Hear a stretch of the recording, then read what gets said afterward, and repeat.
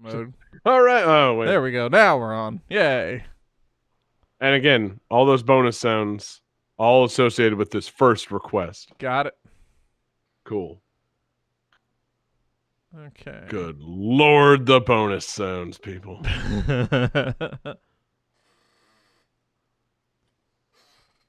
All right. I think on that note, we're ready to go. Are you guys ready for a little countdown? Yes. Just a couple of seconds. I'm still punching in. You'll have 5 seconds. Does anyone know? Oh, no! Okay, I know Ichni Sanchi. What's 4 and 5 in Japanese? Oh, I'd rather you didn't do that, John. Okay.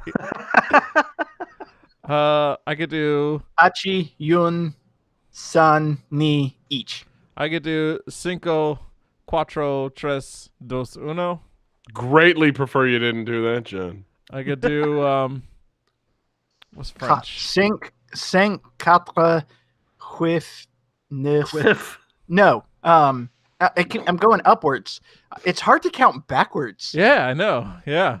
Cinq, quatre, trois, deux, un. I could do Greatly Canadian. prefer you didn't do that, John.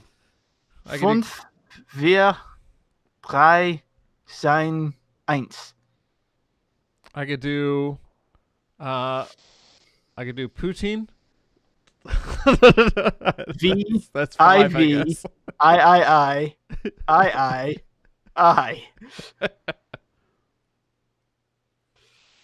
Oh, I think they can hear us. Yeah, we're on right now. Oh, okay. They can see and Well, I'm hear just us. letting David get this out of his system. We're not going to do any of that, John. I greatly don't want you to appropriate Orfe, anyone's culture. Ithre, Ute. Is this the official countdown? 1A? Is it just, how do you do 1 in Pig Latin? Unway. Unway? I don't think that's right. I thought it would begin with a No, vowel. I think A1, because I think if it starts with a vowel, you just add A in front of it. Yeah. Okay. I could go A1. Yeah. Ooh, steak sauce. Yeah. Anyway. On what? Just like Don't put on a spoon or? sauce on your steak. You savage. Yeah, no, I that meant is brown kinda ketchup. God, I love that HP sauce. Depends on the steak. I love starting the damn show. Oh yeah, you guys want to hear the? I added like 4 new radio stingers. You want to hear? Yeah, let's do them right now. bonus beats for people who listen to the radio. Hold on, let me get those queued up. Let's see. Where's that file?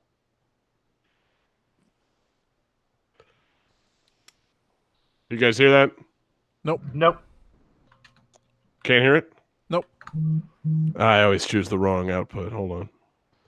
That's what she said. Hey. Okay, what about now? Yeah. Cool. Game that tune. That's not the one I wanted to play, though. Yeah, I figured. Game that tune. I do have legitimate things to say about Metroid Prime 2 Echoes, but you're going to make me do my Mother Brain imitation, aren't you? Yes, do it. Yes. Mother Brain gonna make you suck this d***. Recording live every Wednesday night, 9 p.m. Eastern Time, youtube.com/GameThatTune. God, it's even funnier with the bleep, honestly. I'm saying, oh, dude, I'm I have a getting proud legacy. getting into bleep action here. Game that tune. It's prehistory. It wasn't exactly PC back then. It was BC. Recording live every Wednesday night, 9 p.m. Eastern Time, youtube.com/GameThatTune. Game that tune. I would have liked the Donkey Kong 64 Area 51 raid level. That would have been quite good. and you know, Funky Kong would have been leading that charge, baby. He would have been going into that flying surfboard, which he obviously stole from Area 51. Have we not talked about how the government has never acknowledged Funky Kong? Recording live every Wednesday night, 9 p.m. Eastern Time, youtube.com/GameThatTune. right, last one. Game that tune. I came into this for Kuzo Yushiro. I didn't come in for any other reason. Kuzo whoa, Yoshiro, yo, everybody. oh, Kuzo Yoshiro. What the fuck, man? you know what I Okay, meant? if you Yuzo didn't earn Kushiro. if you didn't earn a game over sound I want before, that you shirt. damn sure earned one now. Recording live every Wednesday night, 9 p.m. All right, you get the point. Yeah. It's a thumbs up on all those? Yes, 100%. Yes. I think the BC one is the funniest one. That was solid. Just the immediate. Oh, Yeah, that was I mean, really, that's really good. Yeah, But the bleeps also kick it up a level. I'm playing the PCBC one more time. I'll do the love that one. So short. Game that tune. It's prehistory. Wasn't Yep. exactly PC back then. It was BC. Recording live every Wednesday night, 9 p.m. Eastern. Oh, it's so dumb. All right. but so good. I think Count we're it all, down, Johnny. Yeah, we're all primed up. Here we go. 5, 4, 3, 2, 1, go. Welcome to Game That Tune.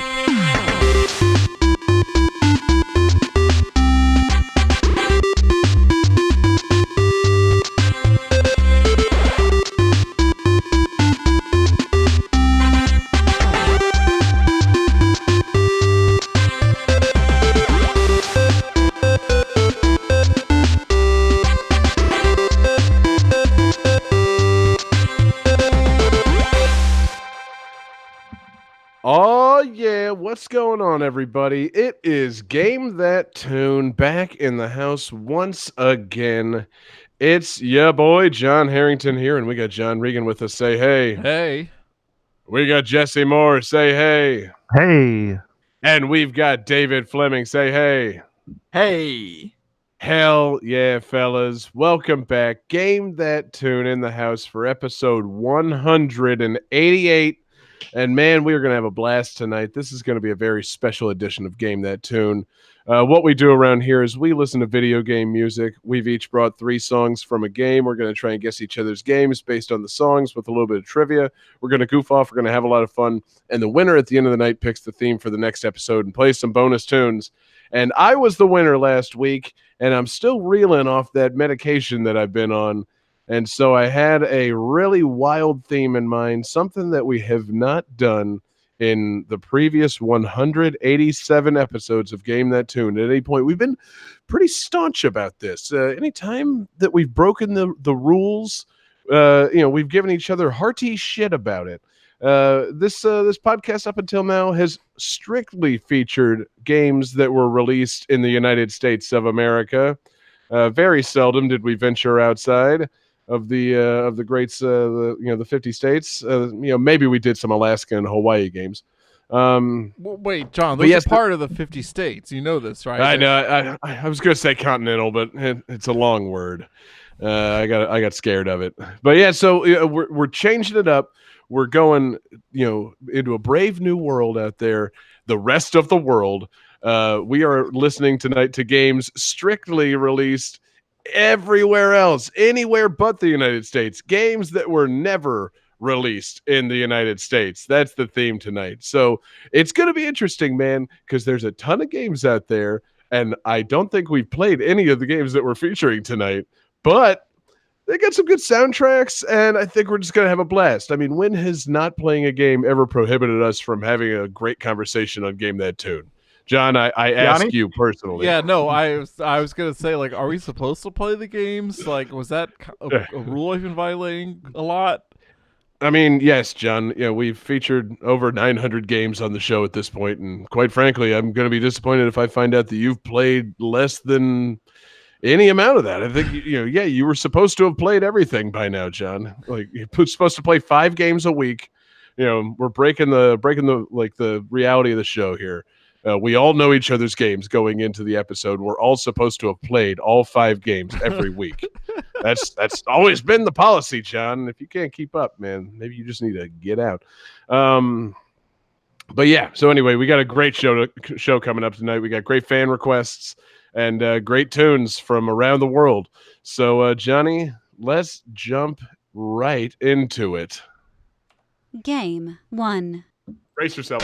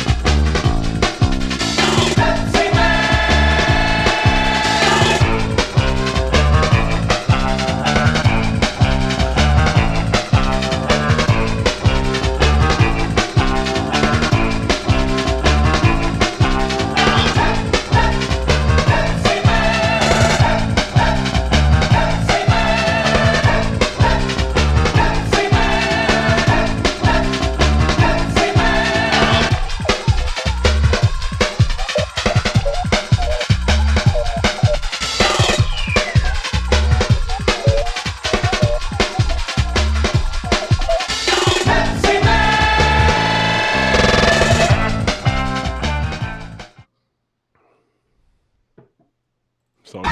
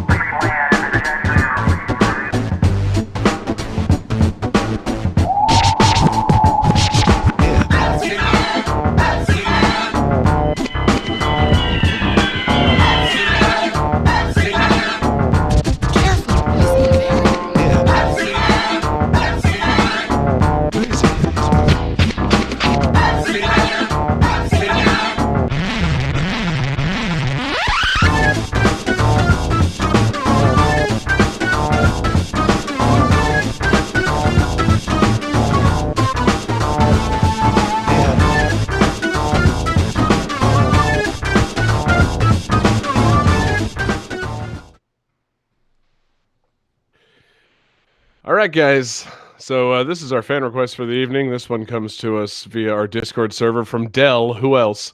And thank you very much, Dell, for this request. So trivia for this game that I know will help you out.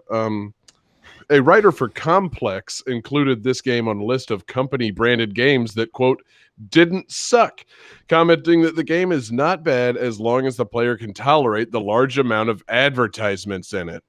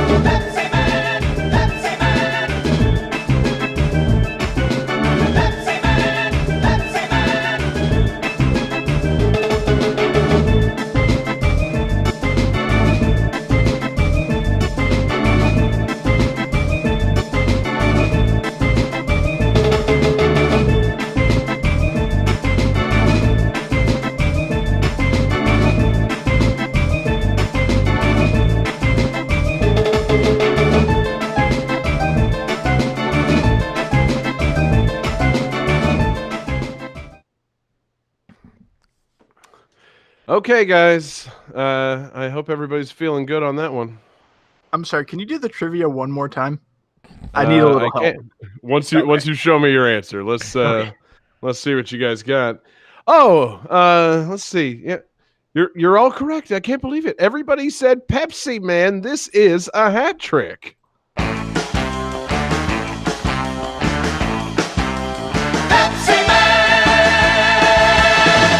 Ah, Pepsi Man, you got here just at the perfect time. I got a call that a vending machine ahead ran out of Pepsi, and I was just on my way there when I got a flat tire. There are a bunch of people gathered in front of the vending machine. They want Pepsi, and the word is that they're just about to riot. I plan to head over there as soon as I can fix this flat, but it looks like it's gonna take some time. Can't you do something, Pepsi Man?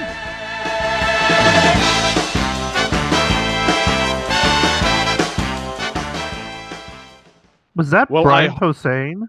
I don't know, maybe. I hardly see how that scenario is Pepsi Man's responsibility. What on earth could Pepsi Man do to help out a broken down Pepsi delivery driver trying to prevent people from rioting over lack of Pepsi?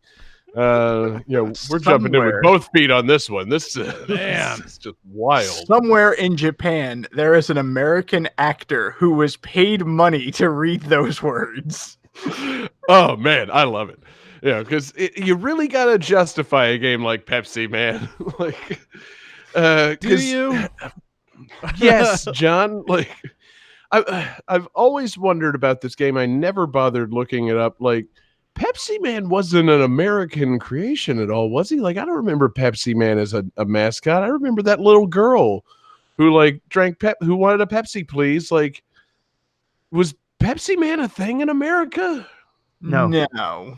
Okay, good. I didn't think so. Yeah, so this is a Japanese-only game for the PlayStation 1, Pepsi Man. Apparently, it's very similar to Crash Bandicoot. Which is really fun because it's just like a running and jumping, like kind of avoiding obstacles, gauntlet kind of game. But you're Pepsi Man.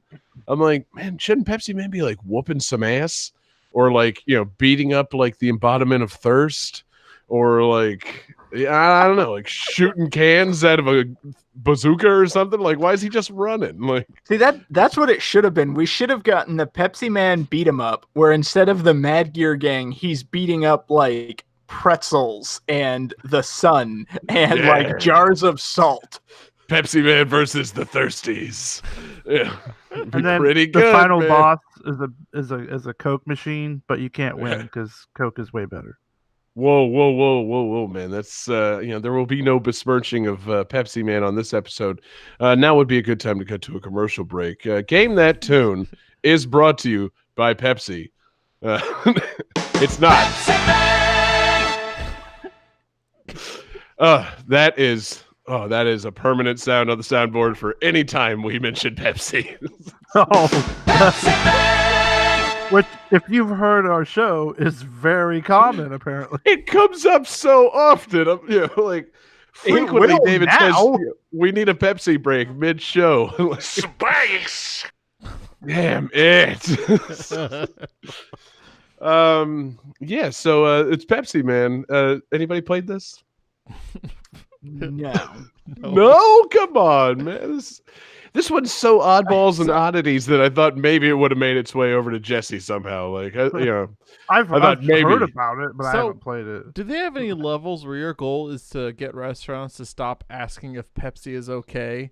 And Oh my God, Say, just, we got Pepsi. When they There say needs to that, I'm usually like, I'll have a Mountain Dew instead. Yeah. Yeah, exactly. No, water's fine then. Yeah. There needs to be one where Pepsi Man is working as a bartender and he has to take all the complaints when people bring their drinks back and they're too sweet. Like, just the common Pepsi scenarios. And then tying in with the Super Bowl recently, there should be one where Pepsi Man has to direct a halftime show. With Missy Elliott? Yes. Because I'm back on board now. Yeah, exactly. Oh God, yeah, you got to book a bunch of acts and book make a hip halftime show for the Super Bowl, featuring Pepsi Man. I have not played Pepsi Man, but I love the fictional Pepsi Man that we've created, where it's basically a 2D brawler, but like one of the bonus stages is a strategy game where you plan out the Super Bowl halftime show. I'm into this. They really should make this sequel, man. It would be a million seller, man. If Bubsy can get like a modern remake, Pepsi Man's way overdue. Like, bring him back. Would it be perfect? Like there might be some licensing issues, but I don't see how that could possibly come up. Like get it on Kickstarter. The same guys that made that Shaq Fu remake. The Pepsi Man, the Legend Reborn. No, see, that's what we need is, kind of like how Igarashi made Bloodstained, which was not quite Castlevania, and Inafune made Mighty No. 9, which is not quite Mega Man. We need a Kickstarter where you play as, like, Cola Dude. Yeah. Oh, God, that's a good idea. Speaking of, real quick, did you guys ever play that new Shaq Fu, Legend Reborn? No, I do believe they did have a very humorous, speaking of like branding and advertisement, I think that Shaq had to solicit Gold Bond medicated powder to sponsor the game. Because at some I have point so many questions. At some point in the game, there's a character that just keeps saying Gold Bond. And I've listened to the soundtrack for thinking of maybe using it on the show. And there's a rap where eventually it just breaks down and says, I get paid every time that I say Gold Bond, Gold Bond, Gold Bond. And I'm just like, what is happening to reality right now? Like, what is going on? This is a offensive Asian stereotype rapping about Gold Bond in a Shaq game in 2018. So, yeah, that's the thing. So, Pepsi Man can come back. Like, why not? I don't see the issue. Johnny, we got a couple other scenarios there, man. You want to play us Pepsi Man in the desert? Sure. Do it.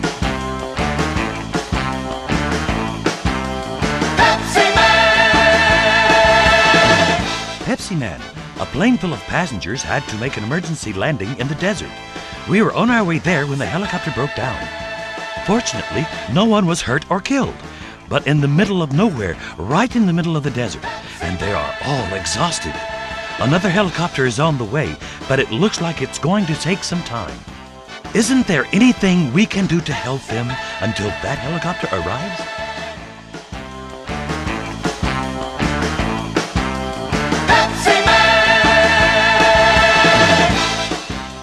Yes, okay, so Pepsi let me Man. make sure I understand this. A plane full of people crashed, and their helicopter is no longer working.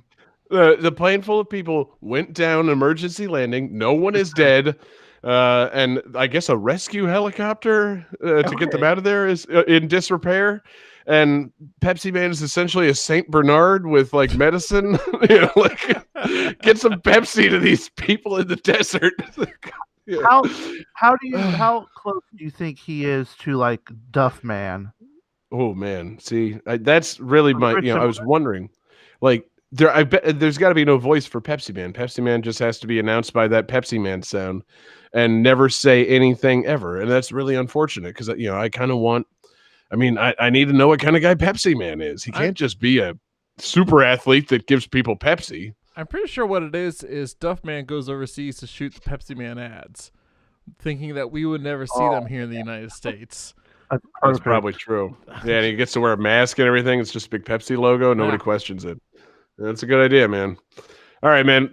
John, let's wrap this up. We got one last Pepsi Man scenario, and then let's get away from this guy. He's giving me the creeps.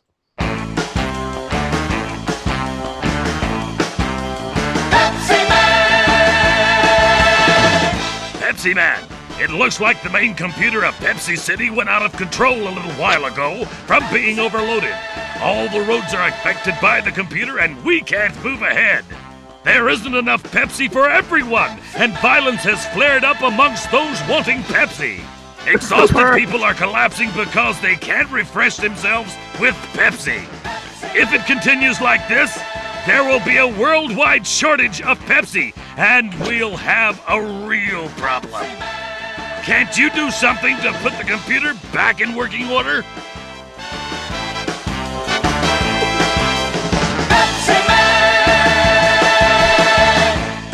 That's some serious dystopian shit with people go crazy if they don't get their Pepsi. Yeah, that's They're a lot. violent. They're erupting in violence. That's a lot to unpack. So, okay, 1, Pepsi owns a city. 2, if that city runs out of Pepsi, people riot. And 3, Pepsi Man's the IT guy. I was gonna say, I love the fact that Pepsi Man's superpowers are running super fast and delivering Pepsi. A computer has broken and people don't have enough Pepsi, so it's his job to replace the computer. This is not the appropriate use of his abilities. Don't satisfy the citizenry with Pepsi. Fix the computer. Chief, that's or I don't know, based on that voice, J. Jonah Jameson, that's not really my job. I love that guy shouting too. He's like, the people are running out of Pepsi. Like, he really leaned into that. Like, going for it, man. Oh god, yeah, that's the mayor of Pepsi City, Pepsi Man. Pepsi Man's a menace, I tell you. Oh God, I don't even want to get into who Pepsi Man's fucking secret identity is and what he does when he's not Pepsi Man. Yeah, he's the reporter at the Daily Pepsi. It's just we're not doing it. So anyway, fuck yeah, Dell. Thanks a lot for requesting this. And Johnny, hit that Pepsi Man sound one more time and take us to the next game. Let's get some real shit. Pepsi Man!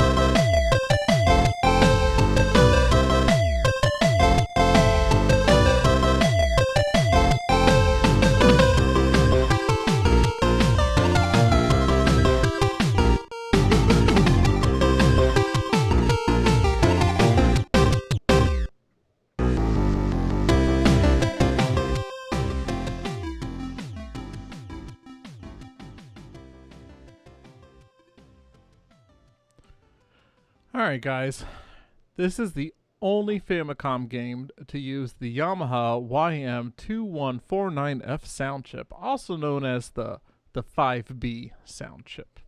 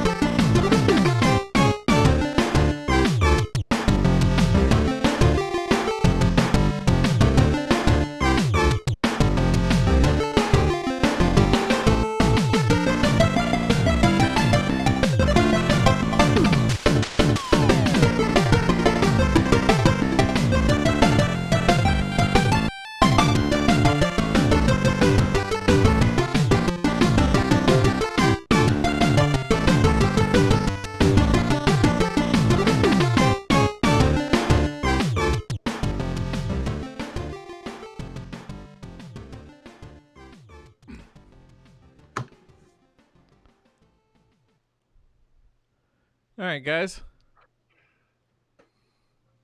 I never see it coming, Johnny, when you do fucking sound chip trivia. Good lord. Fortunately, I know how to handle that these days. All right, let's see here. Jesse says Mr. Gimmick, which is close, and I'll count it. Everybody says Gimmick. This is Gimmick.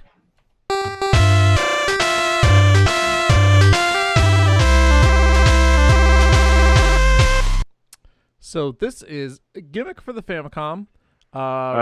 It was called Mr. Gimmick in Europe. Yes, that's why I counted it. Okay, cool. You said Yeah. close, so I Yeah, just yeah. wanted to make sure you knew that was a real thing. Specifically, just Scandinavia. It was not released like widely in Europe, just the Scandinavian countries. You know, those Finns, they love Gimmick. So yeah, this is a Sunsoft game. It came out in 1992, a late Famicom release. And apparently, they're what they wanted to do was create a platform game and push the Famicom to its limits to try to compete with the Super Nintendo, which was out. And at the time, it did not sell well, and it did not get good reviews. I think that's a foolish idea they had. most people compared it to what was currently on the Super Nintendo. And were like, no, thank you. But apparently. Yeah. And let me find the quote here. Sorry, I should have had this earlier. I mean, it took a while. Basically, in retrospect, people began to like it. And Right. It only From took what I about- understand, it obviously was never appreciated at the time because it was a late NES game. It looked like a kid's game. And then it's like, this game's fucking hard. Like, this game's too hard for kids. And then, like, years later, with the benefit of, like, emulation, people are like, actually, this game's got a lot going on, and it's a lot of fun. So that's my understanding of Gimmick. Yeah, the director later, at the time, he was hoping that like a dealer would see it as next really just go with it. And most dealers, like when they learned it was a Famicom game, kind of shied away from buying copies. And he later joked that, like, in retrospect, it only took 10 years for people to appreciate it. Well, okay, yeah, good, good on him. Glad he can have a sense of humor about it, because it seems like a fool's errand to try and okay, we got the Famicom. Do you want to try to develop this for the Super Famicom? No, let's do everything we can for the Famicom. It's like you can't win. Like you're not going to win this. But man, let's not forget that like Mega Man 6 came out on the NES in like 94 or something like that. And I love Mega Man 6. But it's not as good as Mega Man X. Like, it simply isn't. But yeah, like this game, it rivals Kirby's Adventure in terms of like graphic quality. Like they really did a good job with making this look good. Yeah, and it's got some pretty interesting gameplay elements. Your primary weapon / tool is like a star that you throw around, and when you throw it, like bounces around off the ground, and you can jump on it and ride on it in addition to attacking enemies with it. So you can do things like throw, like kind of like how Mario World players like to do the whole shell jump thing, where they kick a shell on the wall, jump off it, hit a new ledge. You can do that kind of thing with a star. Throw the star on a wall, jump off it, get to a hidden area. And the game is a little bit brutal. Oh, go ahead, David. I was going to say, it's a very cute, colorful game starring like a little monster character that rides around on a star released late in the console's lifespan. Jeez. Are we sure this isn't just Kirby's Adventure? Oh, you might be right. No, so do they call it Gimmick because they stole Kirby's gimmick? Can't call this thing Kirby, but we have all of his gimmicks here. So, that's actually sounds kind of cool. Gimmick it is! Exclamation point! Yes, absolutely. Hell yeah! and Mr. for the Euros. Yeah, apparently Sunsoft USA didn't want to bother releasing in the US because they thought it was just too weird. And I mean, the story is weird. Like somebody accidentally buys a green yokai, mistaking it for a toy, and gives it to his daughter for her birthday. Oh, not again. She loves it. The other toys get jealous and send her to an alternate dimension. Holy shit! Okay, all right, Right? now we're cooking. So it's basically Toy Story meets Superman 2. Yes, I've never seen Superman 2, so I'll say yes. I was like, it's going in kind of a Toy Story direction, maybe like a Gremlins direction, and then it's like, and then they go to an alternate dimension. Like, I'm not sure what direction that just went. Well. And then here's the thing: if you beat the game, you learn that she's still missing. Apparently, and the game just starts over. What you have to do is every level has like a secret area that you got to find. And if you find all the secrets, then you unlock a hidden 7th level and a hidden 7th boss, and then you rescue the girl. Okay, I thought she was just like, you guys got warped to like the wrong dimensions, and it was going to be like some fucking, like some slider shit. Gimmick was going to have to find her, like, jumping through dimensions for the rest of eternity. And the final level is like, a trillion realities just folding in on each other and forming one sharp blade. It's the time knife is what I'm referring to. Yeah, you should have taken a left of the barbecue dimension, and I don't know, man. For a second, I thought you were going to be, it was like Ghosts and Goblins, where you go through the game, like, win everything. Like, okay, but you haven't actually escaped from the dimension. Do everything all over again. Yeah, see, we don't invoke that show, or that game on this show. That is, it's just, it's not anything I want to think of. The music, too. I love the music in this. That is pretty fantastic, too. Yeah, so an interesting thing that we've never really talked about on the show before, I don't think, is the Famicom had the ability to add audio to games by having chips on the cartridge, right? So you could have it. The cart could have a chip in it that I think the way it worked was the cart could read in the NES audio or the Famicom audio, and then add its audio to it and send it back and push it out the console. I think that's about the gist of it. And Dope. So some games had these chips for just things like voice samples and things like that. Like a bunch of Namco games had them in like baseball games to announce things, stuff like that. But Sunsoft went with this Yamaha chip, which added 3 extra channels of FM synth, I think. And hell yeah. And told the composer, like, use every channel, like use every goddamn channel, and he did. And apparently that's how he recollects writing the music for this game. He's like, I wasn't really writing music. I was just trying to fill every channel. Yeah, I was just putting stuff on the channels. And, if it plays, it plays. It's good. Yeah. It spans Are we going to be genres. able to... I was going to say, are we going to be able to add this to GTT radio? Because I believe you tried to add the the Japanese Castlevania to the radio, and it never played. I'm working on it. I've been collaborating a bit with the author of an NSF player and porting it to Linux. Fuck yeah, John! I'm not even joking. Go look. You hear that, radio listeners? Go look up NSF. Johnny is. Go look up I was just NSF Play on you. Git. Say whatever. Go look up NSF Play on GitHub. Look at the recent commits. You're gonna see my name. Like, hell yeah, it's dope. I'm proud of you, John. Keep up the great work, man. You're doing the Lord's work, letting people listen to good Japanese music on GTT radio eventually. Anyway, so John, did you actually play Gimmick in the lead up to the show? Did you get a chance to toy around with this one? No. I watched some videos of it. I first heard about this at a Games Done Quick or something like that a while ago when they sped run Mr. Gimmick, and I was watching. I was like, what the hell is this? Is this looks like Kirby's Adventure? Like, what? And I looked up and it's like, oh wow. It seems like a pretty good candidate for Jesse for a terrible at video, like brutally hard NES platformer starring a little green yokai. That sounds adorable, and you get to play this music for people. I think you should do it, man. All right, sounds good. Yeah, make sure you get the Japanese one, not the Scandinavian. What's wrong with the Scandinavian one? Well, so the Scandinavia, like the U.S., had the Nintendo Entertainment System, not the Famicom, which did not support the expansion audio. Well observed, John. Yeah, Jesse, definitely get the right sound chip, because those sounds were fucking fantastic. Seriously, that soundtrack. Yeah. I need that to be playable on GTT radio because I want to request it now. I've heard that music and I need it. It sounds great.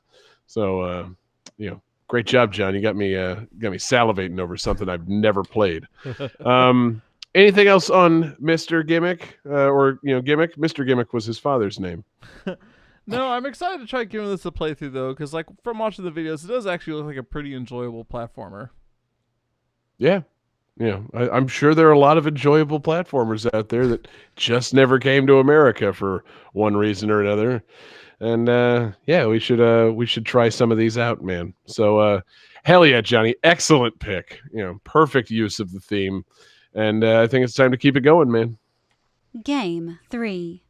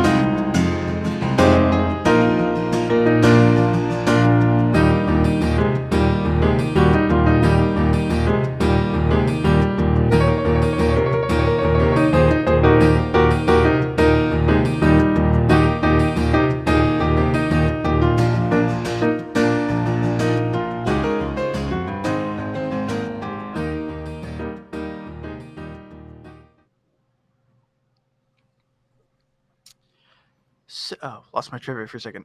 So this game seems to share a universe with other games by the developer Sing. This is mostly because of references to a character named Pinky Rabbit, who is a cartoon character familiar to the leads of multiple games by this developer.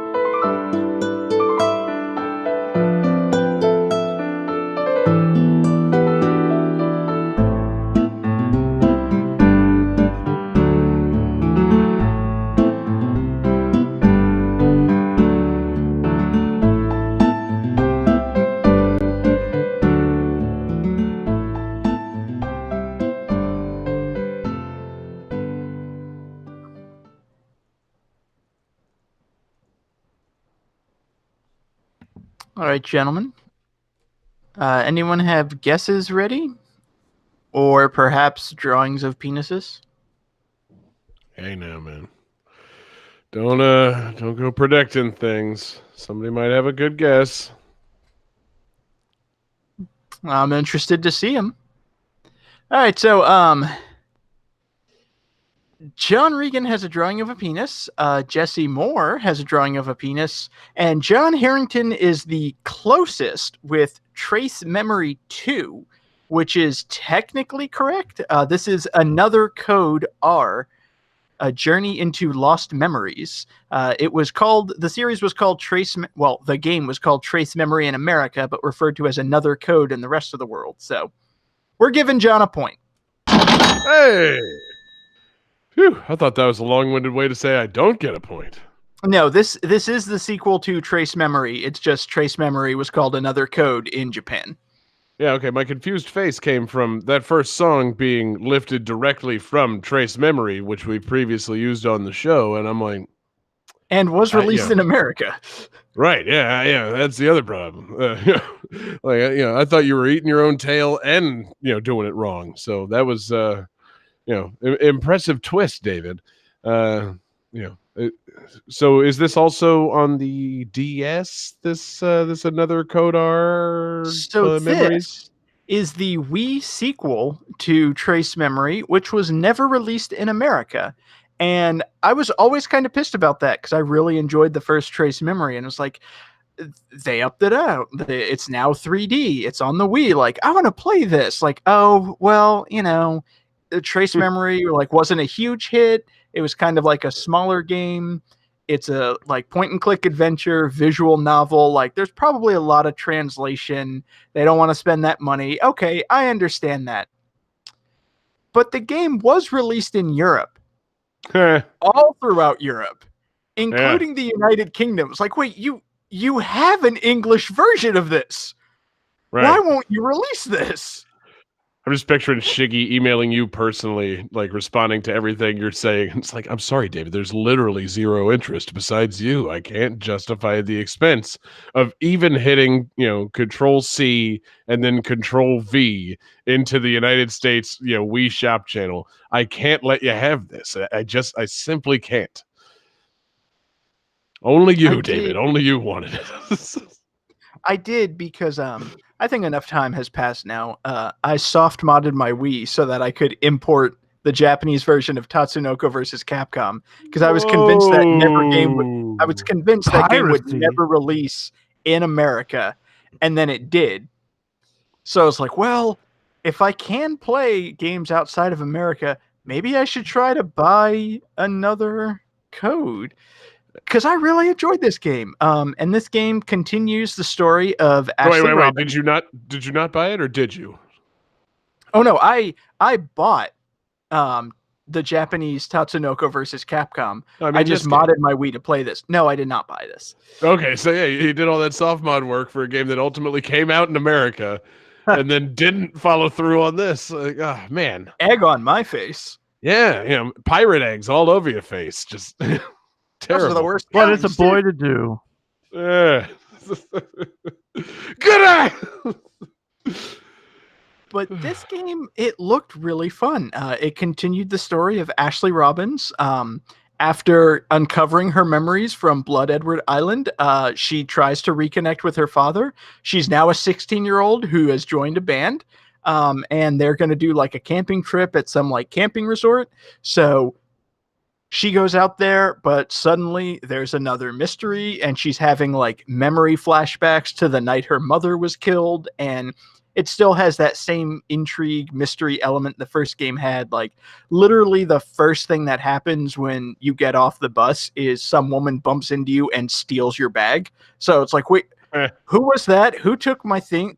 What's going on? I don't remember who took my bag. Oh no. It just happened. She's right there. Run. But it, like the DS version, like it used a lot of puzzles, and it used the Wii controls for the puzzles. So they were great and had no issues whatsoever, right? Yeah, exactly. Perfect puzzles. But I mean, it was a point and click adventure game. You would think that would be perfect for the Wii interface because you can point and click. I'm gonna have to check on that because they tried it a few different times. I guess if you're just pointing and clicking, it's when motion got involved in like those early Wii games prior to the Motion Plus. I believe I was working at Blockbuster, so I didn't buy it, but I definitely got my hands on a copy of Trauma Center for the Wii. And man, surgery with a Wii remote is a terrible idea. Oh Lord, I can't keep this like killer virus from bursting out of this person's skin because the Wii remote's so imprecise. So maybe pointing and clicking would work for it, but yeah, I was wary after that. After that, I just wanted to waggle it, baby. Waggle it and bowl with it. Well, I mean, like, it's not like you would have had the chance to play this game because it didn't come out. And right. I'm still sad about that. Yeah, actually, so I'm trying to think of the point and click game-ish that I did play was Zack and Wiki, Quest for Barbaro's Treasure. Pretty fun game. And ultimately, a point and click game that occasionally asks you to twist the Wii remote in a certain direction. It's like, that's fine. That's just fine, game. Good job. And also the monkey turned into a bell. So I'll give you one guess what you did with the remote a lot. Okay, that's fair. Yeah, right in the butt. Yeah, this game seems like very similar to a lot of that. you do get, because in the first game you get like a special device that's basically a DS. So in this game you get a hacking device that's basically a Wii remote. And I like love the that. hacking mini game is you point it to the lock and then you're given a sequence of buttons like A, B, 1, A, and you push that and then it opens the lock. Love it. Yeah, I love games. We need to do like an inventory article or like a video on games that give your character an in-game version of a Nintendo controller throughout time, because that is always so funny. I mean, it's like, welcome to Mario Party 10. Here's your party pad that you have to do everything with. I'm like, a Wii U controller, you mean? Like, I'm holding that right now. Like, you don't have to justify this, Nintendo. You could have just said, look at the Wii U controller. Don't hand a version of it to Mario every time. You have unlocked the Stone of Agony, which resonates when darkness. Oh, it's a Rumble Pack. Yeah. Okay, cool. Or all the things that happened in WarioWare Smooth Moves. Like, Yeah. Oh god, it's just the Wii remote again. I know what that is. I know that shape and that button layout. Fine. Yeah, the Vibe Scepter or whatever it was. Anyway, but this game was pretty cool, and the first game, like, everything was like hand drawn. It had like a top down view. This one you get like a 3D view. And all of the characters are obviously 3D models that are cell shaded, so they look really clean and sharp. And then all the backgrounds look like watercolor paintings. So it actually has like a really pretty distinct style. And I like, as you move from like section to section of the camp that you're exploring, like there's a little animation where Ashley starts jogging down the path and like all the trees open up kind of like a pop-up book. So there's like some fun animations that way, and it just looked like a really cool, interesting, point and click adventure game. And I was really excited for this to come out because they advertised it, and then it just never did. Oh shit! See, I didn't know they did that. That's a classic tale of like seeing it in a GamePro magazine, 3 years before it's supposed to come out, and then it just doesn't come out. Yeah, I think that's a fucking shame. I don't remember if it was E3 or like Consumer Electronics Show, but Nintendo definitely had like a press conference where they were hyping up like Wii games, and this was mentioned, and then it never came out in America. Please tell me it was a casualty of the catastrophic Wii music press conference, where it's like, okay, well, fucking the only thing anybody's talking about is that fucking Wii music thing we all did. They don't even care that we're doing another code or. Yeah. Oh shit. Scrap it. Let's move on. Yeah, it was this game, and anybody else remember Project Hammer? Hell yeah. Still waiting dude. for that to get released on Nintendo Wii.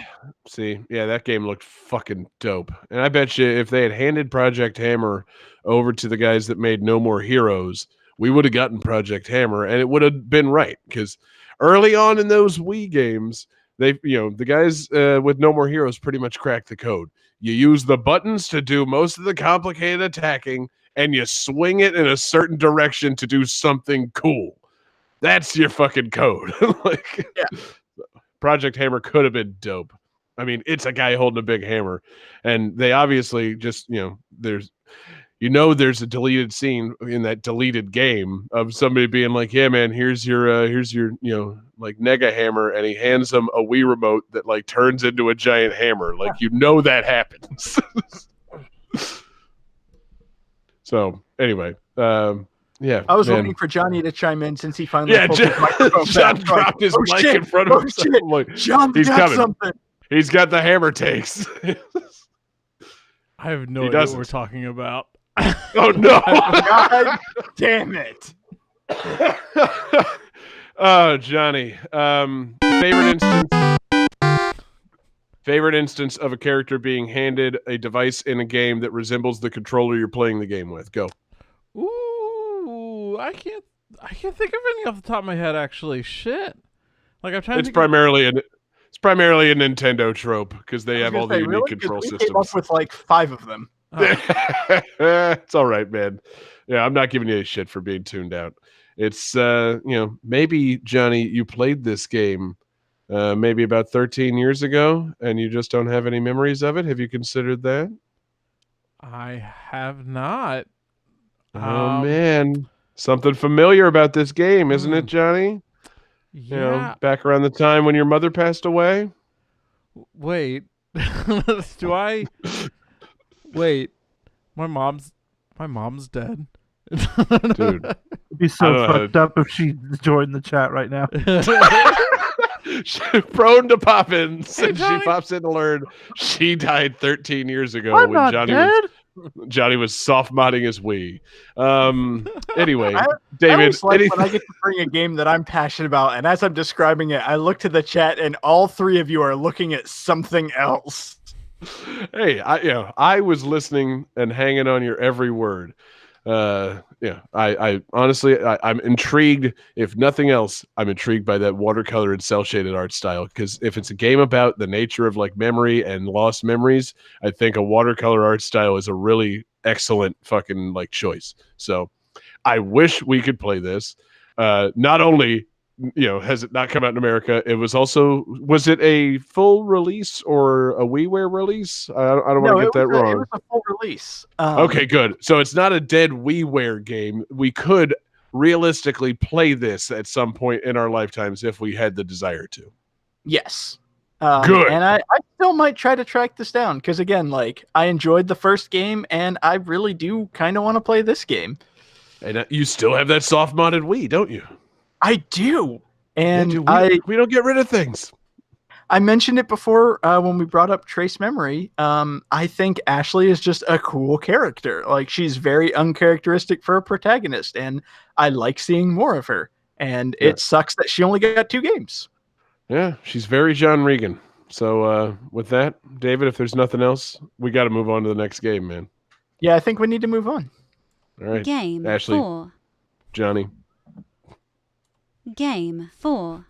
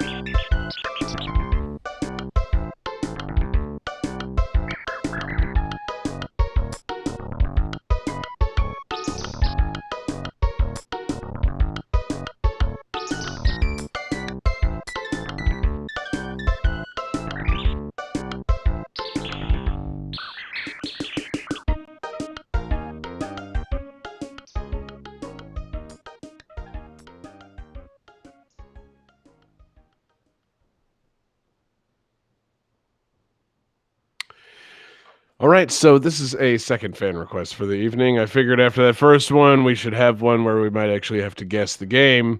So this is our European fan request. That last one was our Japanese fan request. So this game and another game for the based on this character for the Super Nintendo were never released in America. However, games featuring this character had been released in North America, dating as far back as 1983. However, that 1983 game was actually rebranded using Looney Tunes characters instead of this game's character.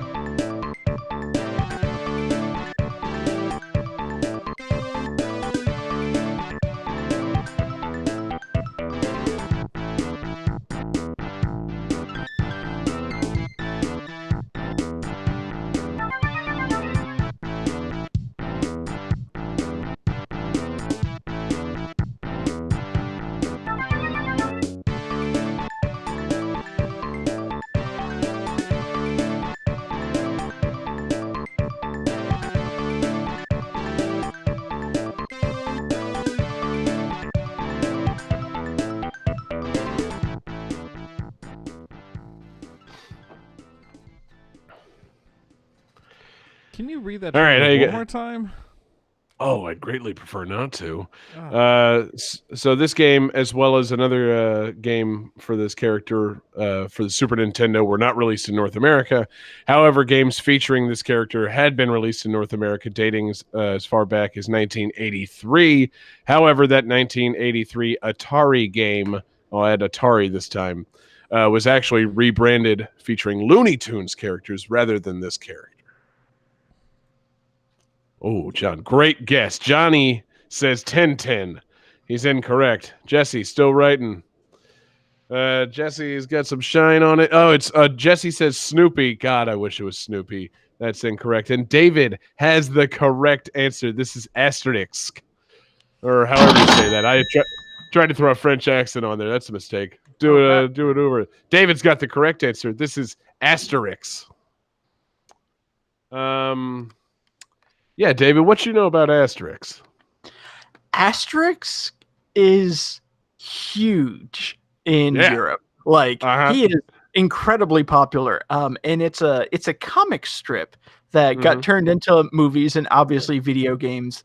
And it's about like French.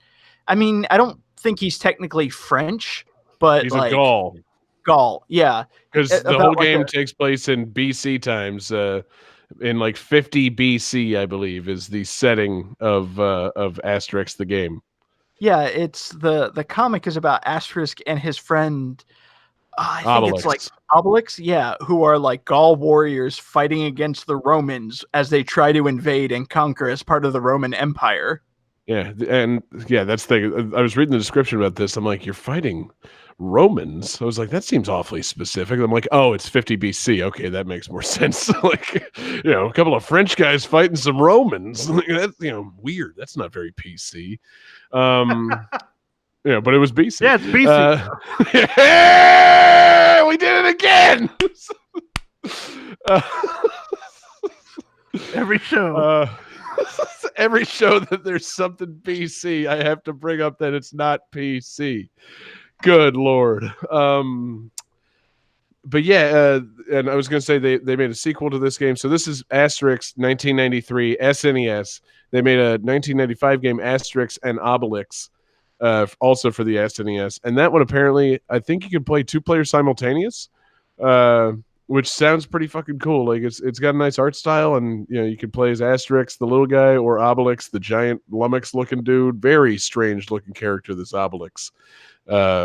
He's got like pants up to his armpits and just beats the shit out of stuff, but he's also got like pigtails. I don't know how much of this is like. I was gonna say he's got braids though, doesn't he? He has like braided pigtails. Yes, braided pigtails. I was looking. Is it right to say pigtails? I don't know. I don't know how much of this is like, just like having fun with old, European like, tropes or something. Because I am not familiar with this at all. So I look at a character like Obelix. I'm like, that feels like it's offensive to someone, but maybe not. Maybe they're just having fun.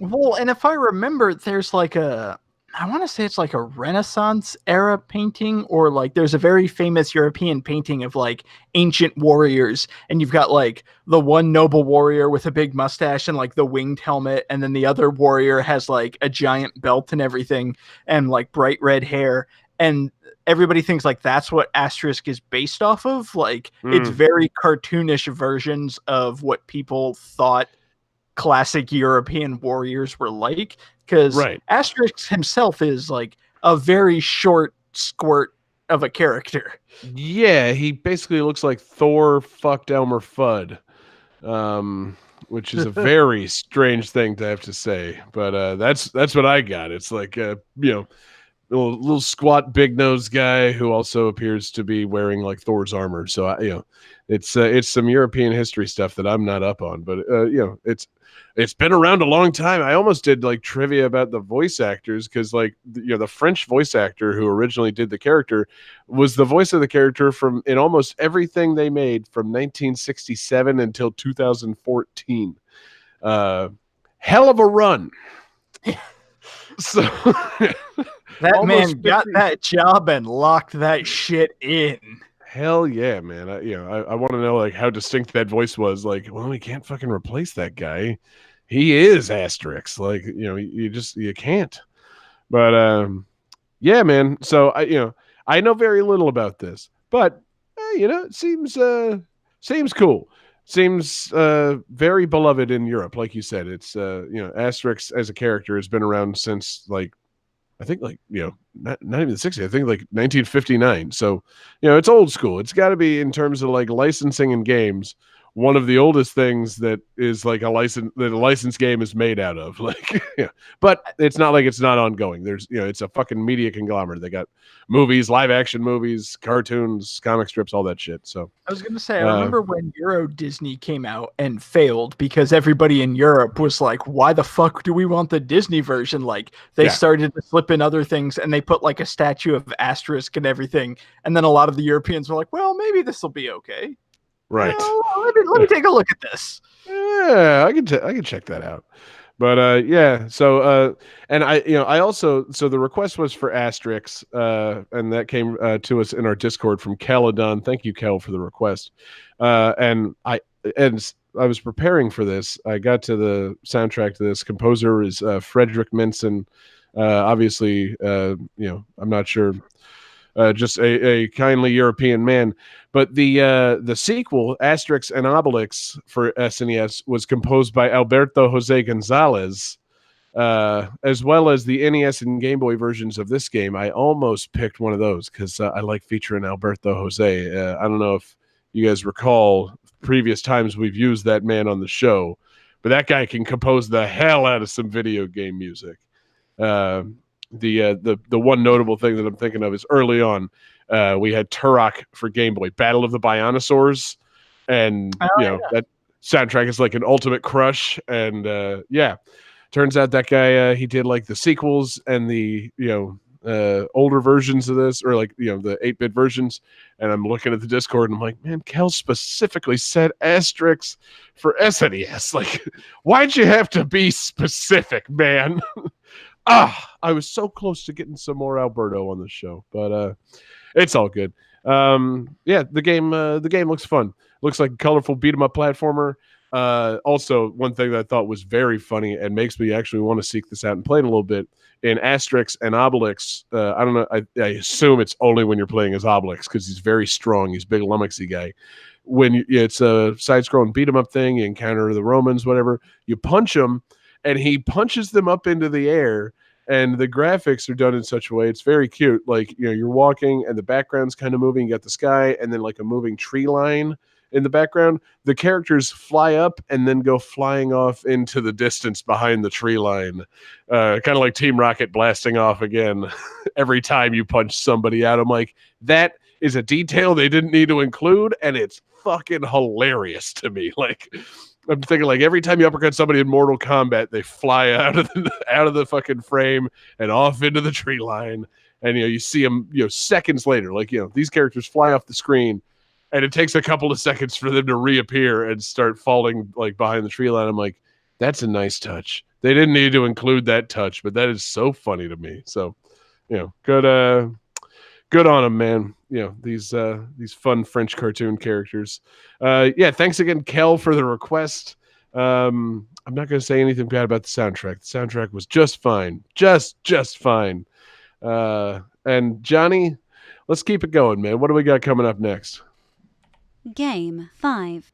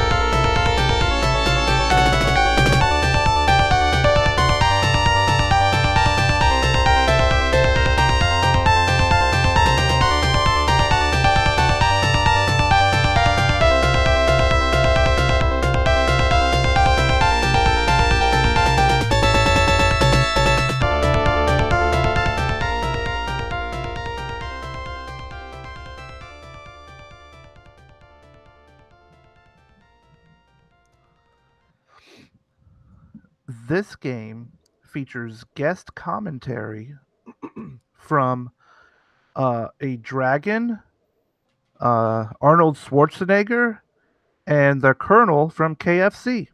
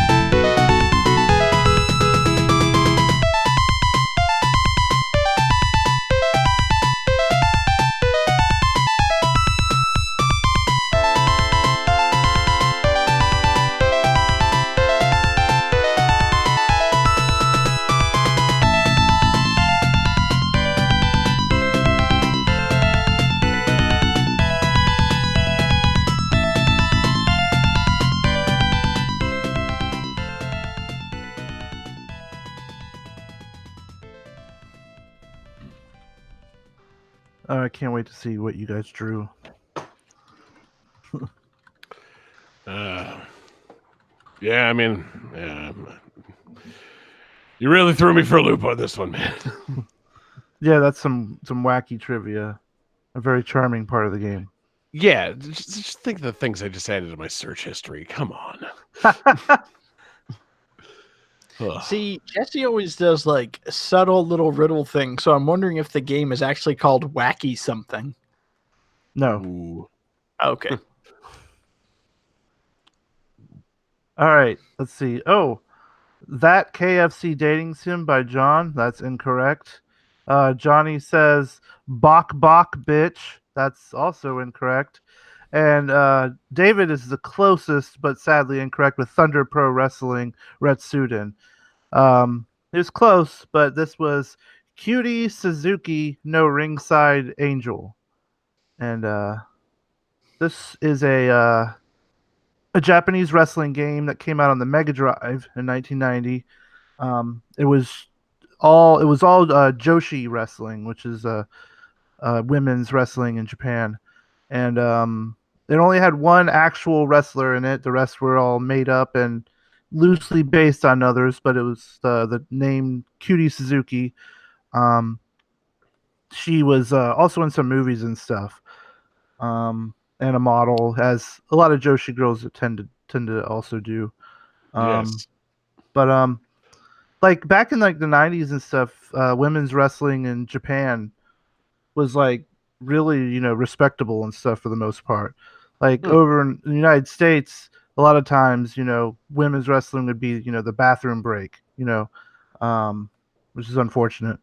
It is. But this game was pretty cool. It was like a It had some really cool features in it. Like it had the commentary like on the top. You'd have like the main dude, and they'd be throwing like Japanese and like word bubbles, and different matches. You'd have different guest commentaries, and one of them is fucking Colonel Sanders. You got Arnold Schwarzenegger. You got the little dragon funny. dude. Is it any specific dragon, or is it just It's- just kind of?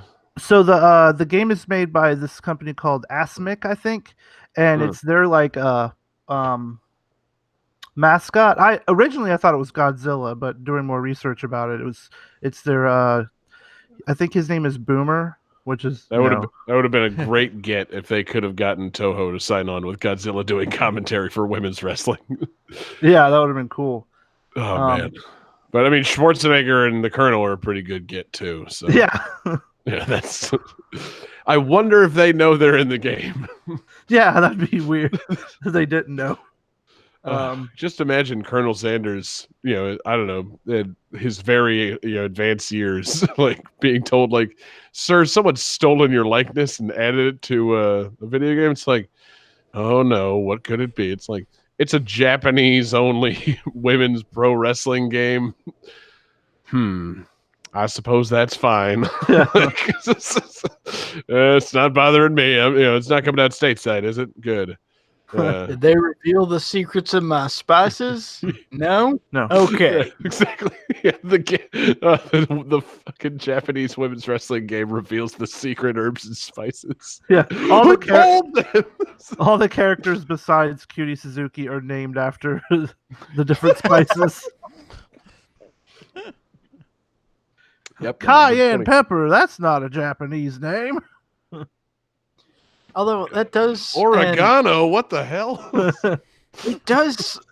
This brings up something that I've wanted to bring up on GTT for a long time. Okay, The spices? Japanese love Colonel Sanders, and I don't understand why. Like, he's like a cult character in Japan. You don't understand why? I'm sorry, David. What is not to understand? It's Colonel Sanders. He's one of the most, like, I don't know, friendly and wonderful corporate mascots of all time. He invented fried chicken. I mean, yeah. It's like, I don't know. There's something about like Japan post 1945 looking at a Southern colonel and liking him that just seems kind of off in my book. Hey, he's not the one who dropped the bombs. He just dropped some bomb-ass chicken. Paper bombs.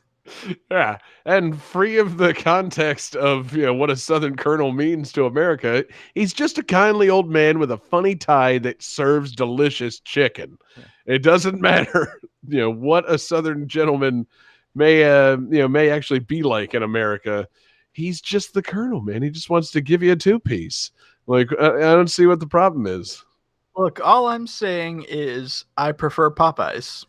Well, I do too, but don't we all? Don't make us start a chicken sandwich war right here on the show, because I'm prepared to die on the Popeyes hill.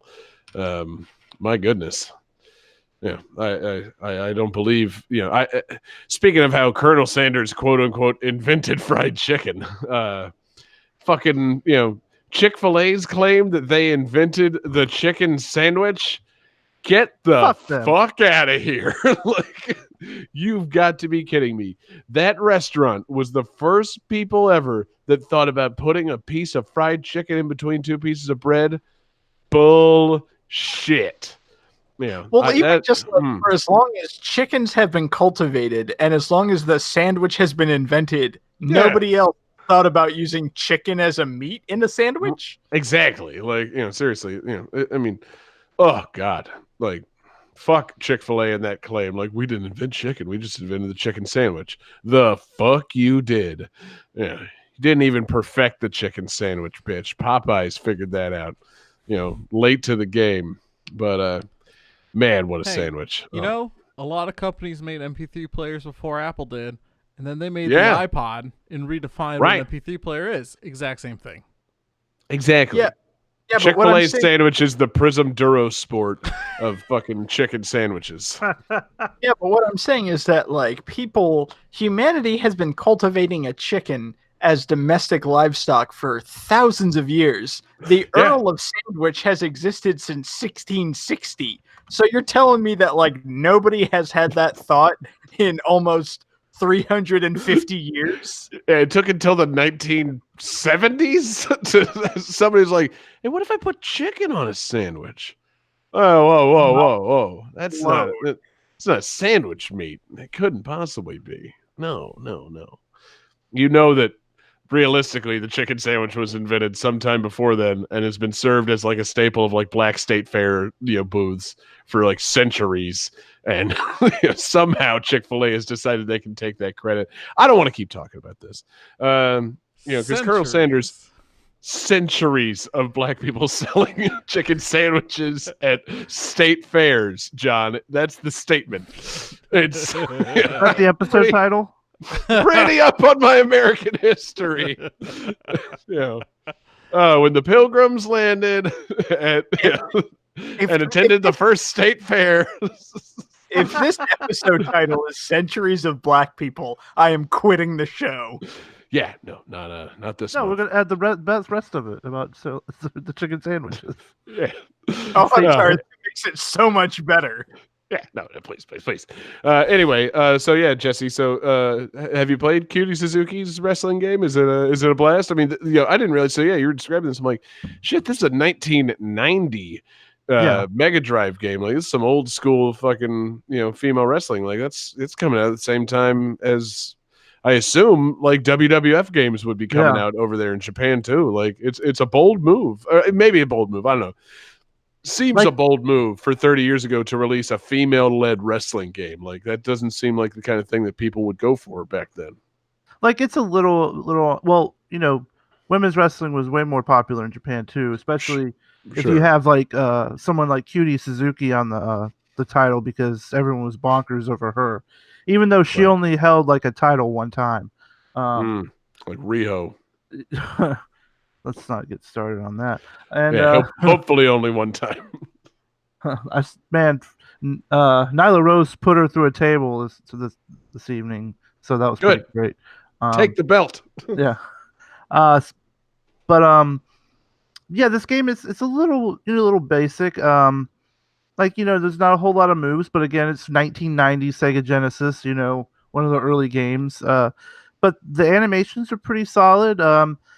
There's some cool stuff, like if you win like a big match at the end, like it'll be like you standing there, and then your opponent will be like on her knees crying. Or sometimes when you're about to accept a trophy, if you win the tournament, someone will run in and attack you, which is like, not a lot of games were doing stuff like that back then. And yeah, not a lot of wrestling games had random encounters programmed into them. Yeah, some of the heels like pull out a chain and choke you with them and stuff, which is pretty cool. The referees look different every now and then, so there's like different referees, which is cool. That's kind of cool. The audience looks pretty cool. Like it's. I played this game a few years ago, and I was like, this is a really cool wrestling game. And I play it every now and then when I just think about it, and it's definitely in my rotation. Cool, man. I'm trying to think of some other stuff about it. I know if you watch videos of it, people are kind of scuzzy about it. Oh my god! Like, I had to turn this one video off because they were talking about, they're like, oh man, I'd let her go down on me, and I was like, okay, let's not watch this video anymore. Why is that necessary? I mean, I thought for a second you meant like the comments. I'm like, don't read the comments, but it's like, if you're making a gaming retrospective video about like a fun wrestling game from the 90s, maybe don't talk about how the female lead character should go down on you. Good God. Ugh. It was just spitballing here. I don't know. I don't make a lot of retrospective videos, so I don't know what's hot on the streets. But that's not. I mean, everyone in the retro game community wants to know what game characters you would fuck. Like Miss Pac-Man, the dragon from Bible World. Like, what are you putting your dick in? Right. Yeah. Episode title. Yeah, there it What do is. you put Thanks, your David. dick in? Yeah, you got us out of that pickle. So Jesse, anything else on Cutie Suzuki no Ringside Angel? I love saying Japanese titles. Yeah, it's fun. Not really. That's if you got a Mega Drive, you should check it out. Hell yeah, man. Well, Johnny, then I think it's time to take it to the calculating computer. Hey, wait a minute. We used 2 requests. I haven't played a game on this episode, man. I think we might have a bonus game in store.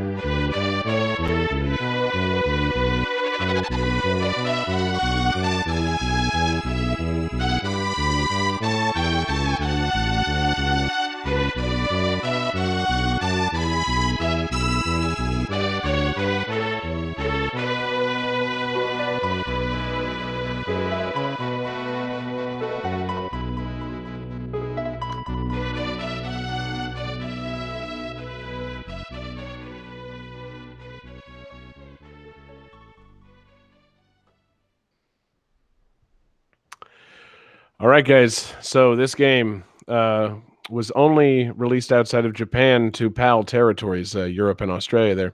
There were many rumored reasons as to why this was never released in America, possibly because of religious themes or violence. But ultimately, the most commonly cited reason was that the publisher actually closed their North American branch just prior to this game's release.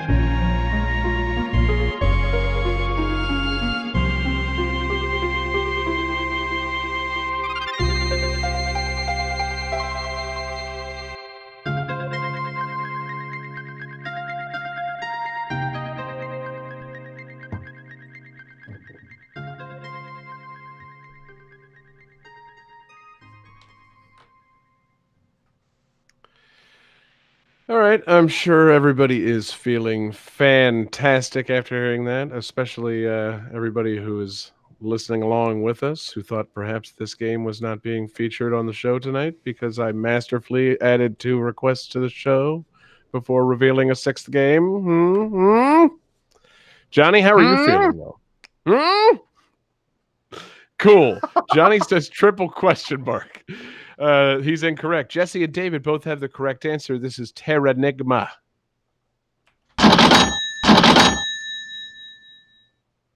Hell yeah.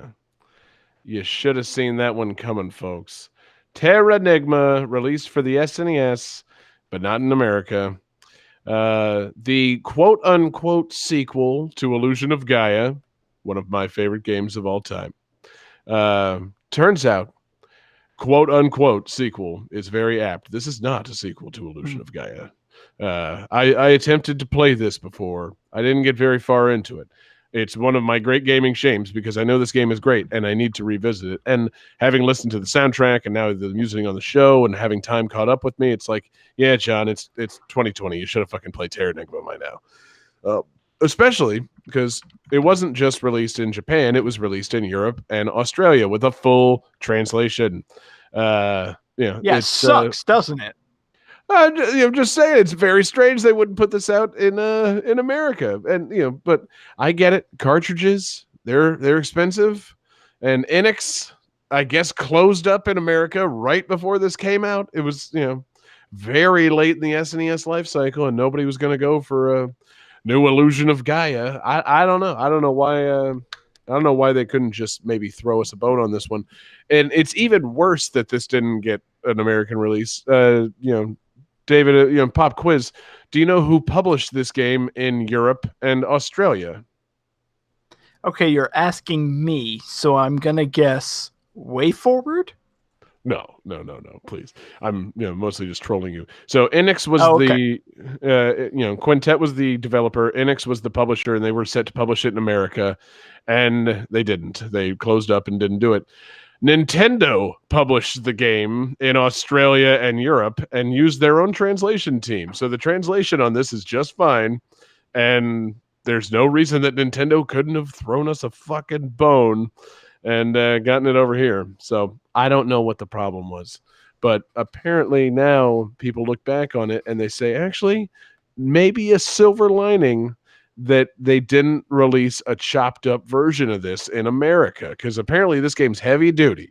Like, it's all kind of heaven and hell stuff, underworld and world of light, devil versus angel kind of shit, which doesn't play well in America. At least not when a Japanese company tries to do it. I don't know. Maybe people in America like that. I've never played this game, but I've heard legend tell of it.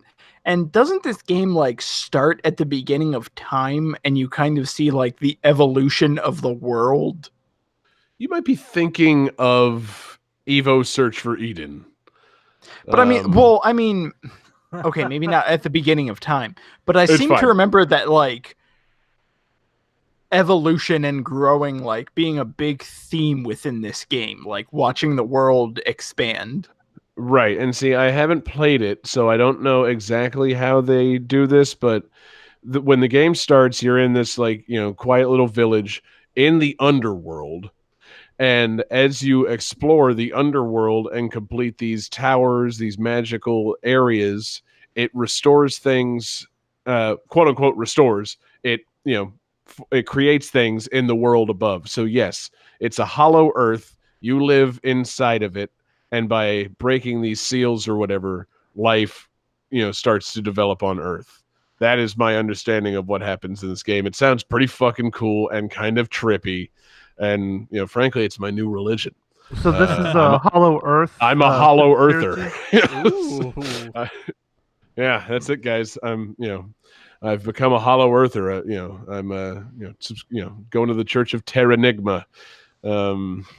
It's not a lot of churches for the Church of Terranigma here in America. Do you have any pamphlets you can give out? I'm very interested in this religion. Johnny, have I got literature? I got, sealed inbox this game with a manual. That's all you need.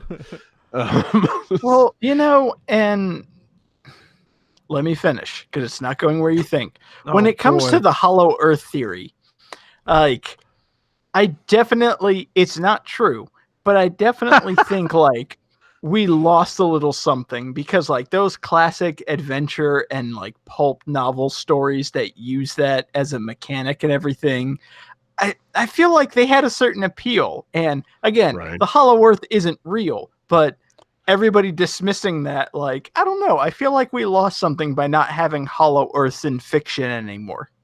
I didn't know that was a quote unquote theory before now. I thought it was just kind of used in things like Journey to the Center of the Earth. I was just making a joke. No, there's I- real There are people that who think believe that. It's true, yeah. It's up there with I flat would Earth. like I would What? like to very clearly and unequivocally state that I do not believe the earth is hollow and that the world was created by a man unleashing, sealed towers that spawned life on earth. No. Okay, no. I don't subscribe to that. That is not my religion. Though I do think that all of us in life should aspire at some point to kill God. That's what I'm just saying. Perhaps that's my religion. I don't know. God killing. But I love the idea of you making a joke. It's like, oh yeah, this is my new religion. Ha ha ha. And then once you find out that people actually believe that, like, oh no, God, no, this is not my real religion. No, please. I'm not here to discuss what might be someone's real religion. I thought I was just making a funny. Nobody would believe that the earth is as it is described in Terranigma. That's a good joke. Oh, no, I just clowned on someone's actual religion, no matter how stupid that is. I feel bad for having done it. I do want to play this game. I think it's fucking really cool looking, and it's got the Illusion of Gaia, Soul Blazer, top down, exploration. From what I was reading, it's got like cool magic spells and things, but there's no MP in the game. You buy like kind of like one-time use like magic talismans throughout the game. So it's real item heavy magic, but like the spells look pretty fucking cool. So I'm kind of intrigued by it. I'm sure that doesn't get as tedious as it sounds because it sounds a little tedious. Like I like an MP system and then like take an herb to replenish my MP and do some more magic. Too. Yeah, that's what I'm saying, man. Get some of those wish.com pills to replenish your MP. But the game looks cool as shit. And yeah, like I was saying, so the silver lining to it being not released in America is if they ever do feel like doing something like, say, drop it into the Switch on the SNES service, the only version out there for them to do that with is either the Japanese, so it's in Japanese, okay, no big problem, or the fucking international version. There's no excuse for them to make a censored version of this was the point that I was like seeing in a lot of places. It's like, that's a good point. It's out there. It's not chopped up American style. And, you can find it, or you can hope that it'll someday get some sort of official American release and it'll probably be the right version. So that's kind of cool. I see the merits in that. At the same time, as someone who spent the 90s burned by Seiken Densetsu 3, now Trials of Mana, only having been released last fucking year, I gotta say, I kind of wish they would have just fucking released the game. I loved Illusion of Gaia, and this should have come out in America. It's absurd that Enix didn't just fucking crank it out, and it's even more absurd that Nintendo published it elsewhere and not here. Like, seriously, this should have come out. Like, what the fuck? I wanted this game. Do you think that Nintendo looked at the library of the Super Nintendo and then looked at one more JRPG and was like, you know what? No, we're good. Like, I think we're good. One more JRPG. It's another entry in that Blazer Gaia, quote unquote trilogy. It's an open world adventure game that has light RPG elements. Like Illusion of Gaia is not an RPG. You only get experience points by killing things, and there's no variables to it. You kill everything in one area, you get the same thing every time. It's just an adventure game with stat increases over time. I assume that's probably still in play here. This ain't no JRPG, man. This is another Zelda. This is another Beyond Oasis. This is another Soul Blazer, Illusion of Gaia, Alcahest. I mean, like how many things like is this a good version of? And they couldn't throw us a bone. I know it was probably going to come out like after the Nintendo 64, but like still, throw us a damn bone, guys. I would have played it. I didn't get a Nintendo 64 at launch. I was still playing that Super, baby. So anyway, game looks dope. I'm calling it now. It's my mission to play this year. So I'm going to crank out some Terranigma. It is stupid that they released a Famicom game after the Super Nintendo. Why didn't they release Super Nintendo games after the N64? I would have played it. Yeah, that's what I'm saying. I never said it was stupid for them to have released Famicom games. It's not the best idea, but it's done. It's made. Like the problem with Gimmick was that they went into it knowing that they had to make it better than Super Nintendo. This was already done. They could have just fucking, hit, right click, export for America. That's all they had to do. But, I don't know. It's silly that it didn't come out. Because I'm into it. And I'm gonna do it. I'm gonna play it this year.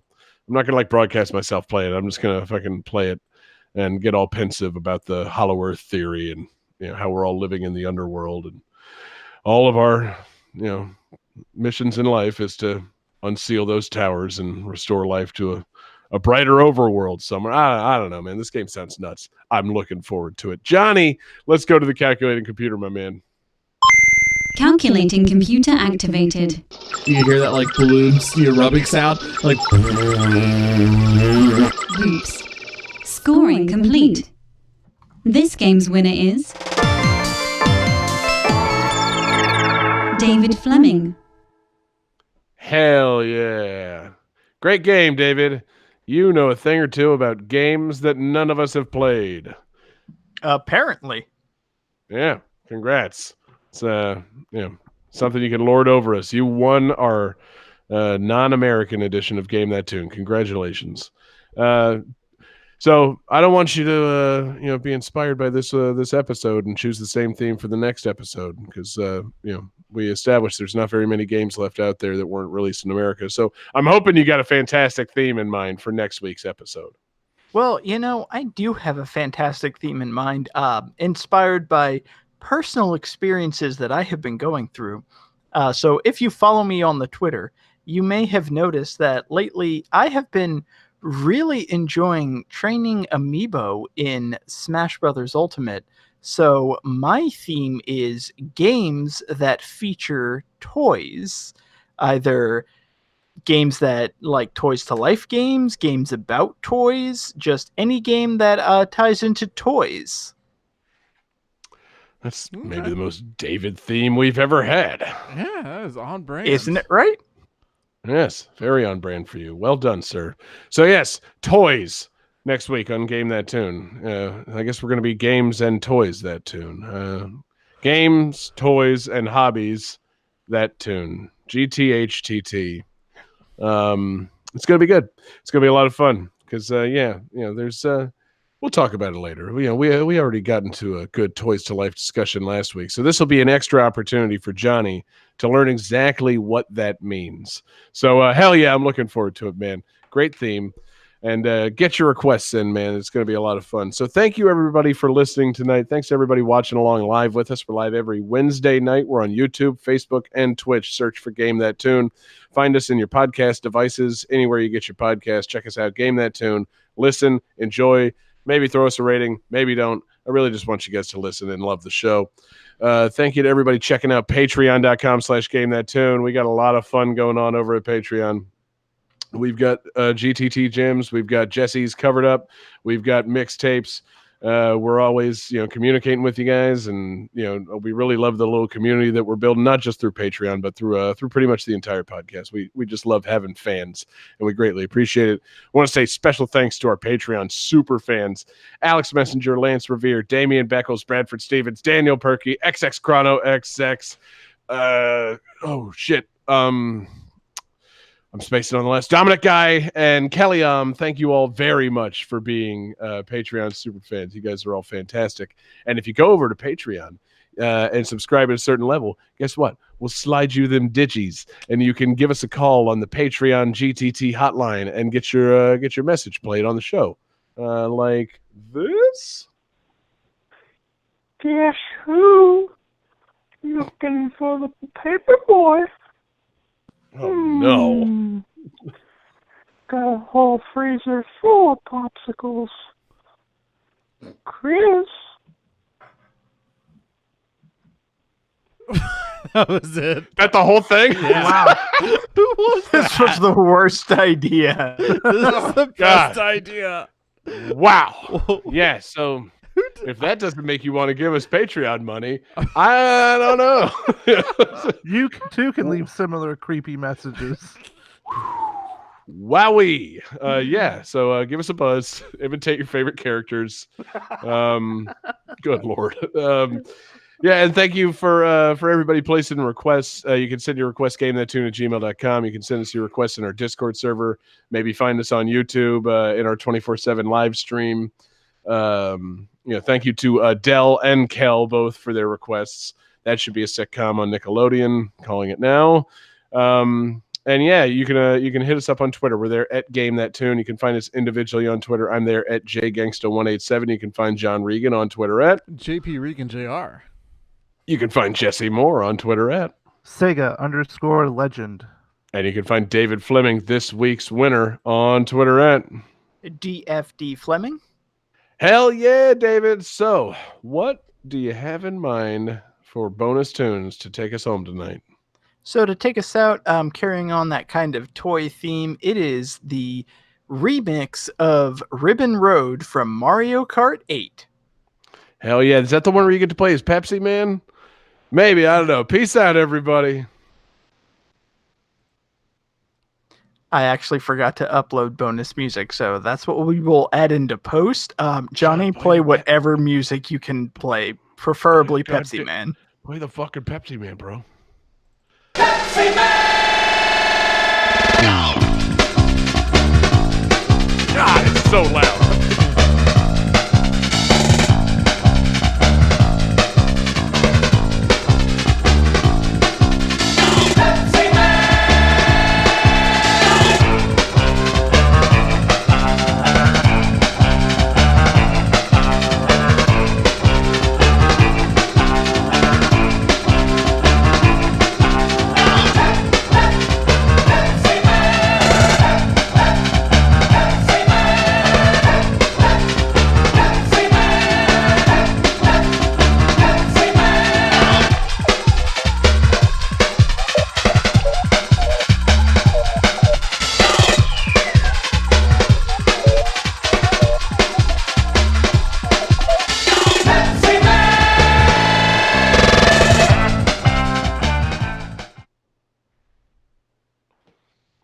Man, none of these games came out in America. There's no copyrights. Peace out, y'all.